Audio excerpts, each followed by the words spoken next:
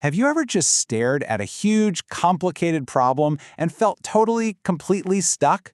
You know that feeling, right? Where you don't even know where to begin? Well, that's exactly what we're going to tackle today. We're going to explore the art of turning those overwhelming challenges into clear, step-by-step solutions. Just think of it like solving a giant puzzle. I mean, you wouldn't just dump 1,000 pieces on the floor and hope they magically snap together, right? Of course not. You'd need a strategy, a real plan to turn all that chaos into something that makes sense. And that is precisely the kind of thinking we're diving into. So here's our game plan.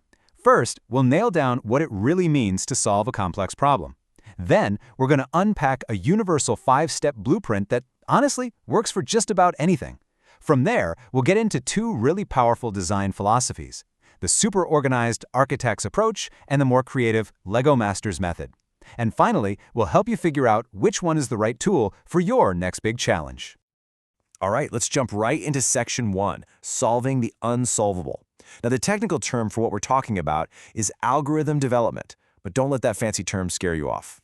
So what does it actually mean? At its heart, algorithm development is actually beautifully simple. It's just a step-by-step approach to solving a problem. Seriously, think of it like a recipe. Whether you're baking a cake, putting together furniture from a box, or writing software, you're following a set of instructions to get from point A to point B. That's all an algorithm is. It's just the recipe for a solution. Okay, so how do we build that recipe? It turns out there's this kind of universal blueprint you can follow for almost any problem you face. Let's walk through this reliable 5-step plan that can take anyone from total confusion to crystal clarity. This plan has 5 absolutely essential stages. First up, understand. You have to know exactly what the problem is, what you're starting with, and what you want to end up with. Simple, right? Second, plan. This is where you brainstorm the best, most efficient way to get it done. Third, design. Here, you actually map out your solution. You can use flowcharts or something called pseudocode, which is really just a fancy way of saying you write out your steps in plain English, like an outline before you write an essay. Fourth, implement. Now you take that design and turn it into actual code. And finally, and this one is so important, step 5, test and debug. You run your solution, you throw some test data at it, and you hunt down and squash any bugs. Trust me, trying to skip any of these steps is just a recipe for disaster. Now let's zoom in a little on that third step, the design phase. How do you actually create the recipe? Well, there are 2 major philosophies here. The first one is what I like to call the architect's approach, or what's more formally known as top-down design.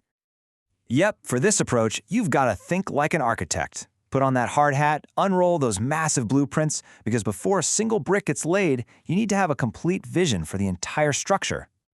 The whole guiding principle of top-down design is to start with the big picture. You don't begin by thinking about the faucets in the bathroom. You begin with the overall vision for the entire building. The key technique here is something called decomposition. It sounds fancy, but all it means is you take that massive problem, like build a house, and you break it down into major sub-problems, like build the foundation, put up the frame, install the plumbing. Then you break those down even further, and you just keep going until every single task is small and simple enough to tackle directly. It's a process also known as stepwise refinement. Now, the huge advantage of this method is how organized it is. It's so much easier to manage, test, and even reuse parts of your solution later on. The main drawback, though, it demands a ton of upfront planning. And if the main goal suddenly changes late in the game, like you suddenly realized you needed a skyscraper instead of a single-family home, well, you might have to toss the entire blueprint and start all over again. Ouch.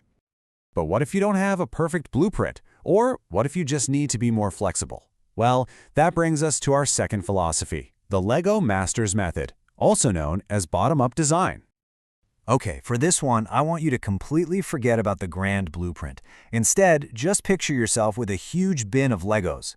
Your focus isn't on the finished castle, it's on building the absolute coolest individual turret or the most clever little drawbridge that you possibly can. This is the total opposite of the architect. A Lego master doesn't always start with a picture of the finished spaceship on the box. No, they might start by building an awesome little laser cannon, then a sleek cockpit, and only then do they start thinking, okay, how can I connect these cool things together? This approach just flips the architect's method right on its head. You start by solving the smallest, most basic little problems first. You build and perfect these small, self-contained modules, and then You begin combining them into larger systems, building upwards until, bam, your final creation emerges. This method is fantastic for projects where the final structure isn't perfectly clear from the get-go. It also makes it super easy for different people or teams to work on different components all at the same time. But the biggest risk? Early on, you might have no idea if your individual pieces will actually fit together in the end. And if they don't combine well, you can end up with a final product that's clunky, inefficient, or just doesn't work right. So, there we have it. The super meticulous architect and the free-form creative Lego master. Two very different styles. So the real question is, how do you know which one to choose for your project? Let's put them side by side. The architect's top-down style starts with the big, high-level problem. The Lego master, they start with those little, low-level modules. The architect's approach is best for large, complex problems that need a really clear structure. Think building an airplane. The main challenge there is making sure all those big pieces integrate perfectly. In contrast, the Lego Master's bottom-up approach is ideal for more experimental projects, or when you know you want to create a library of reusable parts, like when you're developing a new game engine. The key challenge there is designing those little pieces so they can actually be combined effectively later on. Ultimately, neither approach is better. They're just different tools for different jobs. The real power is knowing which tool to pick for the task at hand. So the real question is for you. The next time you face a giant, messy puzzle, are you going to be the architect, starting with that grand design? Or are you going to be the Lego master, starting with a single perfect piece? The choice is yours.